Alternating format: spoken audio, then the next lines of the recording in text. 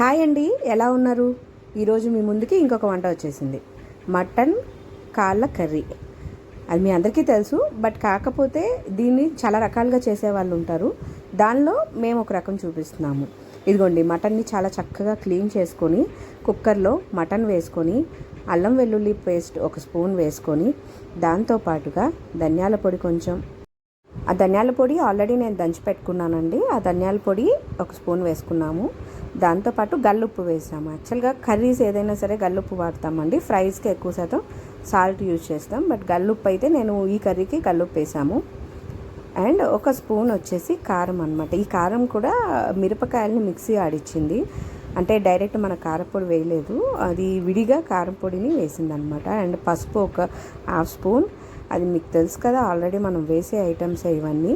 వీటిల్ని చక్కగా కలుపుకోవాలి. కలుపుకున్న తర్వాత దీనిలో మనం వాటర్ వేసుకుంటాం అన్నమాట. అది ఉడకడానికి మీరైతే ఏ కుక్కర్ తీసుకుంటారో ఆ కుక్కర్ వైజ్గా చూసుకొని తీసుకోండి. మనమైతే ఉడకడానికి కోసం మాకు సరిపడా వైజ్గా పోసింది వాటర్ అనేది. దీన్ని మనం ఇలా చక్కగా అన్నీ ఏంటంటే వాటర్లో కలుపుకొని పెట్టేసేస్తామన్నమాట. ఈ కుక్కర్ సైజుని బట్టి ఉంటుందండి. మీరు నేనైతే ఇక్కడ తీసుకున్న కాళ్ళు ఎన్ని అంటే 4 కాళ్ళు తీసుకున్నామండి. చూసారు కదా, 4 కాళ్ళకి మాకు వచ్చిన ముక్కలు. అదిగోండి, విజిల్స్ వచ్చేసి నియర్లీ 8 విజిల్స్ అండి.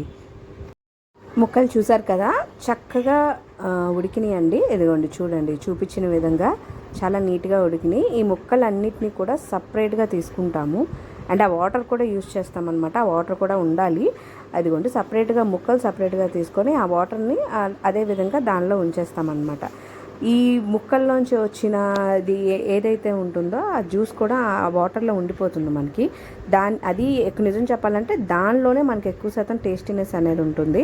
కాబట్టి ఆ వాటర్ని మనం పడేయకూడదు, ఆ వాటర్ని ఉంచాలి. మనం క్లీన్ చేసుకునేటప్పుడే ముక్కల్ని చాలా నీట్గా క్లీన్ చేసేసుకుని ఈ వాటర్ని మనం యూజ్ చేసుకునేటట్టు ఉంచుకోగలిగితేనే మీకు టేస్ట్ అనేది కర్రీలో చాలా చాలా బాగుంటుంది.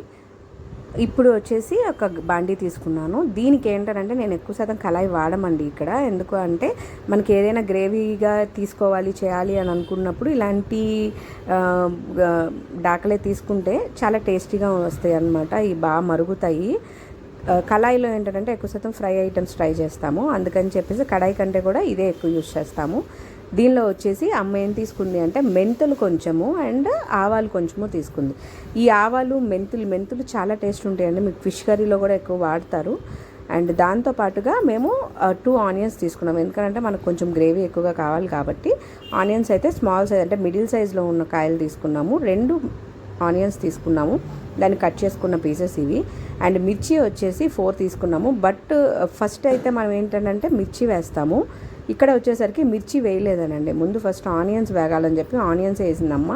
ఎందుకనంటే కొంచెం మనకి మటన్లోకి మనకి మిరపకాయలు ఏవైతే ఉన్నాయో కొంచెం పచ్చిగా ఉంటేనే, అంటే అంత డ్రైడ్గా అవ్వకూడదు అనమాట, కొంచెం పచ్చిగా ఉంటేనే వాటి ఫ్లేవర్ కూడా వెళ్తుంది. ఎందుకంటే ఆ ఘాట్ అనేది బాగా తెలుస్తుంది. అందుకని చెప్పేసి ఫస్ట్ ఆయిల్లో డీప్గా అయితే మిర్చిని మనం వేపలేదు. ఫస్ట్ ఆనియన్స్ వేసి ఆ తర్వాత దీనిలో వేసాం. ఆల్రెడీ మీరు అల్లం వెల్లుల్లి పేస్ట్ చూసారు.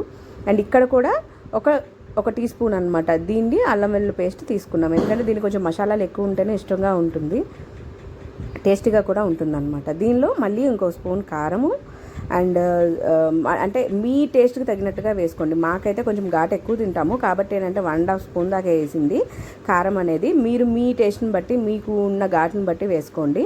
ఇది వచ్చేసి కొంచెం పసుపు అనమాట, అది లిటిల్ బిట్ ఎక్కువ అయితే కాదు. ఆల్రెడీ చింతపండు కొంచెం తీసి గుజ్జు తీసుకుందనమాట నానబెట్టి. ఆ చింతపండు చాలా చిన్నదనమాట, చిన్న బిట్ కొంచెం నానబెట్టి దాన్ని తీసుకుంది. ఎందుకంటే దీనిలో ఫ్లేవర్ అనేది మెయిన్ ఈ రెమెడీకి టేస్టీని ఇచ్చేది మాత్రం ఈ చింతపండు జ్యూసే. కాబట్టి అది మాత్రం విడిగా తీసుకుంది, చక్కగా జ్యూస్ చేసేసుకుంది. అది వేసిన తర్వాత దానిలోకి ఒక టమాటా అనమాట, కంప్లీట్గా ఒక టమాటాని చక్కగా ముక్కలు కట్ చేసేసుకొని అందులో వేసేసి మనం ఏదైతే అనుకున్నామో కొంచెం నీళ్లు కూడా పోసేసి దీన్ని తిప్పుకొని కొంచెం సేపు అనమాట మరగపెట్టుకోండి. ఆ తర్వాత మనం ఇంకొక ఇంగ్రీడియంట్ అంటే మనకైతే ఏదైతే మనం ఉంచామో పక్కకి పెట్టింది ఇందులో కలుపుతామన్నమాట. ఇది కొంచెం బాగా మరగాలి. ఇక్కడ మనం సూప్ టైప్ చేయట్లేదనండి, కర్రీ టైప్ మాత్రమే చేస్తున్నాం కాబట్టి నీళ్ళు మరీ ఎక్కువగా వద్దు, మీకు సరిపడినంత చూసుకొని వేసుకోండి. నేనైతే ఉన్న నీళ్ళు అవి కలిపి వేసాము. దీనిలో చివరిగా వచ్చేసి మనము ధనియాల పొడి అంటే గరం మసాలా వేసుకొని చక్కగా కొంచెం కొత్తిమీర వేసుకొని బాగా మరగనిచ్చి కర్రీ దగ్గరికి వచ్చేటట్టు చేసుకోండి, మరీ దగ్గరికి కాదు అలానే వాటరీగా కాదు. చూడండి ఇక్కడ చూపించిన విధంగా మీడియం ఫ్లేమ్కి వచ్చినట్టు చేసుకుంటే సరిపోతుందండి. ఆల్రెడీ ఇది కుక్కర్లో మగ్గొచ్చింది కాబట్టి మనకి ఎక్కువ టైం అయితే తీసుకోదు. చూడండి ఇప్పుడు మీకు చూపించినంత విధంగా ఎంత టేస్టీగా ఎంత నీట్గా కనిపిస్తుందో. ఇది అయిపోయిందండి. ఇప్పుడు కర్రీ అయితే ఈ విధంగా మనం చేసుకోవాల్సి ఉంటుంది. ఓకే అండి, నా ఛానల్స్ చూసిన ప్రతి ఒక్కరికి థ్యాంక్స్ చెప్తున్నాము. అండ్ సబ్స్క్రైబ్ చేయండి, లైక్ చేయండి, షేర్ చేయండి. మీరు ఈ విధంగా చేస్తుంటే మేము ఇంకా చేస్తాం.